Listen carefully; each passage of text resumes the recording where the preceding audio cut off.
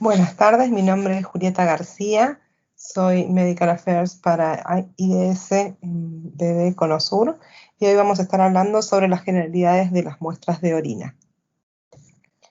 Los contenidos de esta presentación van a ser la introducción a la fisiología renal, el valor diagnóstico de la muestra de orina, vamos a ver las características y la composición de la orina y finalmente cuáles son los exámenes más comunes que se realizan en las muestras de orina.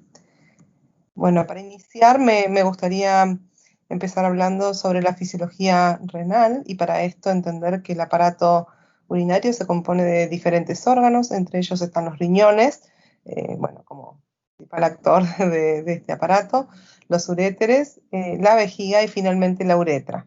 Cuando investigamos alguna patología que tiene que ver con el aparato urinario, podemos investigar los diferentes órganos o patologías que afecten a estos órganos. Para entender cómo funciona el riñón, es interesante poder ver la estructura microscópica o histológica de cómo se conforma y principalmente entender que el flujo principalmente que llega a los riñones es arterial y una de las funciones mayoritarias es poder filtrar la sangre, ¿no? Para eliminar los desechos. Esto se realiza a través del recorrido de la sangre por los glomérulos renales, que son como unos ovillos de capilares que aumentan muchísimo la superficie del capilar y del recorrido de la sangre para que pueda a través de este glomérulo conformarse en primera instancia el filtrado glomerular que ocurre en esta cápsula del glomérulo. Después ese filtrado glomerular va a pasar hacia los túbulos renales, descendente y ascendente, y va a cambiar en composición por excreción o por secreción de distintos elementos o reabsorción de líquidos y demás analitos, y finalmente vamos a obtener como derivado de todo este proceso la orina que va a pasar hacia los uréteres, se va a almacenar en la vejiga y finalmente se va a excretar por la uretra.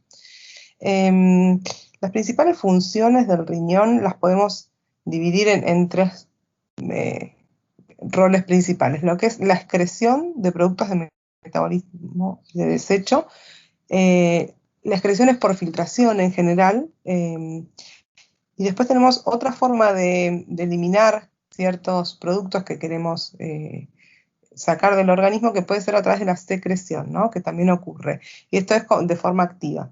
También hay de forma activa una reabsorción a través de las células y de receptores que pueden estar en las membranas y transportan a través de la célula por el citoplasma ciertos elementos, o también hay una reabsorción que tiene que ver con el gradiente de densidad que se genera en estos cálices del riñón por donde recorren los túbulos, ¿no?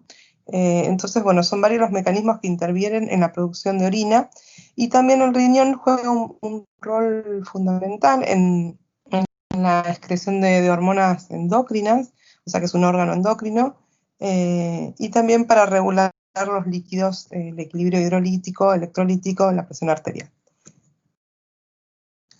La orina tenemos que entender que es una muestra que es sencilla, muy sencilla de obtener en pacientes que pueden orinar claramente, ¿no? Y entonces va a tener un rol muy importante en el diagnóstico de laboratorio porque a través de las muestras de orina podemos analizar varios factores del metabolismo que se reflejan en la orina, finalmente.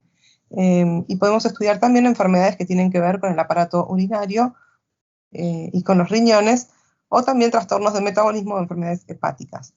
Es una muestra que se pide de rutina y en los pacientes normales se observa que normales que van a hacerse un control o un chequeo, solamente el 16% de estos pacientes tienen algún analito alterado en orina. Sin embargo, pacientes con alguna patología preexistente, ambulatorios como puede ser un diabético, un renal o demás, muchos de ellos demuestran que tienen valores alterados en las muestras de orina. Hasta un 40% de los pacientes tienen valores alterados. Y en pacientes hospitalizados encontramos un 57% de los pacientes que se realizan un examen de orina tienen valores alterados, con lo cual entendemos, bueno, el alto valor diagnóstico de estas pruebas y que es una prueba como de screening, ¿no? Como para empezar a investigar cuáles pueden ser los valores que se alteran o los mecanismos que están alterados del metabolismo o de la función renal. Son muchos los analitos que se observan y que se analizan dentro del análisis de rutina de orina, tienen que ver con la composición de este líquido, ¿no? La orina normalmente es un líquido de color ámbar, amarillo claro o casi transparente, dependiendo de la concentración que tenga, y ese color amarillito es debido a los pigmentos de urobilinógeno que tiene normalmente, que son degradación de la bilirrubina y demás componentes de la sangre. Y tenemos que saber también que la orina fisiológicamente es un líquido que no debería contener bacterias, si bien cumple la función la orina en su paso por la uretra de limpiar de gérmenes que pueden colonizar la primera porción de la uretra normalmente. Los chorros que son del chorro medio de más arriba del riñón, que vienen de la vejiga, no deberían contener ningún tipo de microorganismo, ¿no? Por eso se dice que la orina es estéril, al no ser que uno esté cursando una infección urinaria. Se eliminan, bueno, 1,4 litros de orina en promedio, dependiendo de la ingesta de líquidos que cada individuo realice durante el día, y la composición de esta orina es principalmente agua, en un 96%, y el 4% de estos sólidos mayormente están formados por urea, que es el principal elemento sólido de excreción por orina. Otros analitos que también incluye, o componentes que también incluyen la orina, tienen que ver con estos elementos de desecho como la creatinina, el amonio, el fósforo, ácido úrico y demás. Y también puede contener algunos fragmentos celulares o mismo células que por arrastre se desprenden de la uretra y de la vejiga. De la vejiga no deberían existir, pero de la uretra, células escamosas, es bastante normal que aparezcan en la orina. Bien, vamos a ir viendo qué características tiene una orina o qué es lo que se le mide. Tenemos el tema del color, como les dije, es amarillento. Si tenemos orinas que no tienen el color normal, que es ámbar o amarillo claro, pueden ser patológicas o no. Por ejemplo, el color rojo en orina puede ser patológico si contiene sangre, pero por ejemplo, si tiene que ver con algún pigmento de alguna comida o un vegetal que hemos ingerido, no tiene relación con ninguna patología. En enfermedades como la hepatitis suele cambiar de color la orina y volverse más colúrica, se le dice, o color más marrón, y esto nos está indicando, bueno, la presencia de bilirrubina, a veces más verdosa, dependiendo del tipo de bilirrubina. Orinas color verde, me ha tocado analizar y parece que alguien comió kriptonita, pero tiene que ver con la ingesta de ciertos medicamentos que se excretan por riñón con este color verde. Y por supuesto la orina tiene que ser transparente. Al no tener materiales sólidos y ser principalmente líquido, no debería ser turbio en absoluto, ¿no? Si observamos algún tipo de turbidez en la orina, o sea que se torna opaca, eso tiene que ver con la presencia de elementos formes, que pueden ser células, pueden ser bacterias, o por ahí pueden ser algunos cristales, ¿no? que eliminados por riñón y a veces a distintas temperaturas pueden precipitar y enturbiar la orina.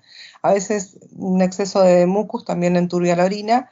No siempre esto es patológico, o sea, el mucus habitualmente es normal, el contenido celular habitualmente es normal, y la presencia de oxalatos, uratos y demás también es normal.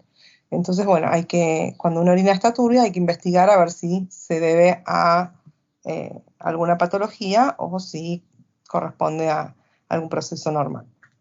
En cuanto a la densidad, bueno, el riñón filtra muchísima sangre y genera muchísimo fluidos en su primer filtrado, ¿no? En el glomérulo, como les decía, el filtrado glomerular tiene un volumen muy alto que después se va reabsorbiendo en los túbulos renales. Entonces, la capacidad de reabsorción de líquidos tiene que ver con la funcionalidad del riñón y eso es lo que va a dar la densidad final de la orina, que normalmente ronda entre 1012 y 1024. La del agua es 1000, entonces es un poquito más densa que el agua, pero está cercana a ella. El pH es levemente ácido. Todos entendemos que el metabolismo celular genera protones y estos protones hay que eliminarlos a través principalmente de la orina para poder mantener la homeostasis en el cuerpo. El olor se define como sui generis, el olor de la orina humana todos conocemos cómo huele, y es importante poder oler la orina cuando se la está analizando porque los olores fétidos tienen que ver muchas veces con las infecciones por Escherichia coli o algún otro tipo de estos patógenos que tienen estas características. Bien, dentro de los tipos de análisis de orina hay varios. Podemos contemplar lo que es la orina completa, donde dividimos en tres partes el análisis. Uno tiene que ver con los aspectos físicos de la orina, el otro con físico-químico, por otro lado los aspectos del sedimento, ¿no? Y también podemos hacer exámenes de orina que investiguen la microbiología, si hay alguna bacteria, que puedan identificarla, cultivarla y hacer un antibiograma para entender la sensibilidad y qué antibiótico prescribir para curar esta patología. Y también se utilizan los exámenes de orina para hacer toxicología, ¿no? Entender si la persona consumió alguna droga de abuso o demás, se buscan en guardias y en rutina por orina, mucho más fácil que en sangre. Bien. Ahora sí, si vamos a lo que es orina completa, vamos a entrar en cada una de las determinaciones y entender cuáles son los estados normales y patológicos. Del examen físico hemos visto color, aspecto, olor y densidad, cuándo son normales y cuándo se ven alterados, así que esto lo voy a pasar. En cuanto al examen químico, bueno, medimos el pH. Si el pH está aumentado, puede deberse o al riñón que no puede acidificar la orina, o muchas veces al crecimiento de bacterias en la muestra de orina que metabolizan la urea, generando amonio y finalmente incrementando el pH de esta muestra. Y tenemos un pH alcalino, ¿no? pH de 7, 8 o más se suelen ver con proliferación bacteriana. Los leucocitos se miden en el examen químico. La verdad es que lo que se hace es identificar los gránulos que contienen los leucocitos, que tienen ciertas enzimas y reaccionan con estas tiras reactivas dando un indicador de color, pero es una determinación química, ¿no? Yo no estoy mirando los leucocitos, sino que estoy determinando un componente de ellos a través de una reacción química. Los leucocitos son indicativos de inflamación del tracto urinario. Los nitritos guardan relación con las infecciones bacterianas, ya que están presentes cuando hay infecciones bacterianas, pues son uno de los metabolitos de estas bacterias, ¿no? La sangre puede ser por una contaminación a veces de menstruación o puede ser de distinto origen, ¿no? Y es interesante investigarlo en el sedimento urinario. La presencia de sangre la podemos encontrar hemolizada, o sea, detectar la hemoglobina a través de la tira reactiva, o podemos encontrar los glóbulos rojos directamente en orina, y en la tira reactiva también se ven como puntitos. Se detecta en la tira a través de la peroxidasa, que es la enzima que posee la hemoglobina y está presente en los glóbulos rojos, ¿no? Que es lo que detecta en la tira. La bilirrubina está presente normalmente en pequeñas cantidades en orina. Si esto se ve aumentado, habitualmente se debe a patologías de estasis hepática o inflamación hepática, así que las hepatitis dan un aumento de bilirrubina en orina, tornándolas más verdosas o más colúricas, marroncitas en cuanto a aspecto. El urobilinógeno también. y se incrementa en trastornos del hígado. Las cetonas son son el producto del metabolismo de los lípidos. Cuando el organismo no tiene acceso a metabolizar glucosa, que es lo que utiliza habitualmente como fuente de energía, accede a los lípidos y los oxida, y a través de esa oxidación de lípidos genera cetonas, ¿no? Y estas cetonas se eliminan por orina y empiezan a aparecer en altas concentraciones en periodos prolongados de inanición o en patologías como la diabetes, donde el individuo no tiene acceso a poder utilizar la glucosa por falta de insulina o por resistencia a la misma. La glucosa también aparece en este tipo de patologías de diabetes, pero no son exclusivas de ellas. En general, el filtrado glomerular contiene glucosa. La glucosa es una molécula soluble y pequeña que atraviesa libremente hacia el filtrado glomerular, y después el riñón tiene que absorberla para no perder esta fuente de energía tan valiosa, ¿no? En ese proceso es súper eficiente, excepto que la concentración de glucosa en sangre sea tan grande que el riñón no llegue a dar abasto, digamos, a volver a introducir hacia el interior del cuerpo esta glucosa. El umbral renal de la glucosa, para empezar a verla excretada en orina, se dice que es en general en los individuos de 2 gramos por litro, ¿no? Cuando la glucemia sobrepasa ese valor, empezamos a ver glucosa en la orina. Con lo cual, bueno, en general es patológico, es un indicador de cierta patología. No es exclusivo del diabético. Las proteínas no deberían existir en una orina normal, sin embargo, no siempre son patológicas. Existen proteinurias que tienen que ver con la postura, existen proteinurias en adolescentes, están descritas que son idiopáticas, normales, durante el proceso de crecimiento. En los procesos febriles también se observan proteinurias transitorias y no necesariamente indican un daño renal grave.